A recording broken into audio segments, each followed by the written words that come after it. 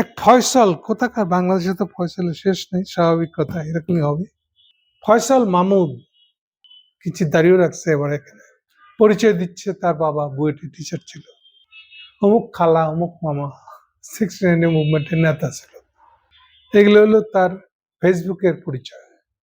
সে India একটা পত্রিকা আছে ওয়াইড নামে, এই ওয়াইড পত্রিকায় রিপোর্ট লিখে, ওয়াইড পত্রিকায় লিখছে why Tarique Rahman will probably go to Delhi. Tarique Rahman সম্ভবত শেষ পর্যন্ত দিল্লিই যাবেন। কেন? আগে মেন হেডলাইনটা বলে দিই, কেন তার এরকম মনে হচ্ছে? মনে হচ্ছে ওই আবার সেই পুরানো আলাপ, হাসিনা আমল একটা আলাপ ছিল না, আপনি আপনার পড়শি বদল করতে পারেন না, আপনার নেবার কে হবে এটা তো আপনি ডিসাইড করতে পারেন না। এগুলা গাধাদের বক্তব্য, যারা তেল মারতে চায়, পা ছাড়তে চায়, তাদের বক্তব্য এটা। পড়শি কে হবে এটা আমি ঠিক করতে পারলাম না, তো ডাজ ইট ম্যাটার আমি পড়শিকে এখন গায়েব করে যেচ্ছে তার পায়ে সেটে তার ঘরে গিয়ে তার ডঙ্গে বসবো? এটা দরকার? আচ্ছা এটা ইমাজিন করেন তো, ঢাকার আজকালকার ফ্ল্যাটে কয়টা লোক, তার চারপাশে কয়টা ফ্ল্যাটে কে কি আছে, কে কি করে এটা বলতে পারবে? ও তো বাসার কর্তা ব্যক্তিটাই কি করে জানে না, কয়টা মেম্বার আছে তাই জানে না। তাহলে কোন নেবারের কথা বলতেছেন, কোন পড়শির কথা বলতেছেন আপনি? খাতির করা পড়শি, পড়শি মানেই খাতির করা পড়শি না, বিনা খাতিরের পড়শি এটা পসিবল আজকে?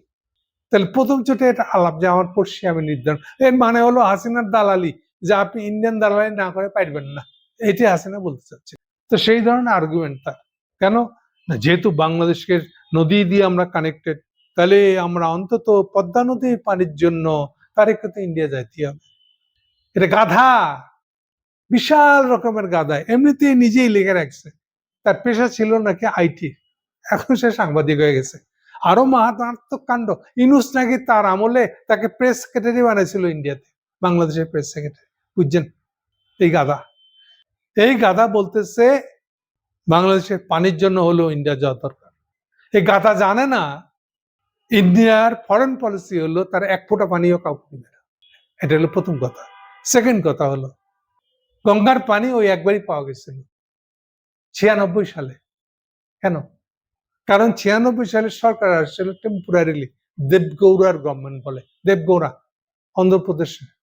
অন্ধ্রপ্রদেশ সম্ভবত, মানে না কংগ্রেসে না বিজেপি একটা গভর্নমেন্ট আসছিল, এবং তার সাপোর্টার ছিল যে কোয়ালিশন গভর্নমেন্ট, দেবগৌড়া, চন্দ্রশেখর, জ্যোতি বসু, মূলত জ্যোতি বসুর আগ্রহের কারণে পানি পাইছিল। এটা তো অফ ট্র্যাক। হিন্দুত্ববাদী বিজেপি, হিন্দুত্ববাদী কংগ্রেস কোনোটাই ক্ষমতায় নাই তখন, এই ফাঁক দিয়ে এটা ঘটতে পারছিল।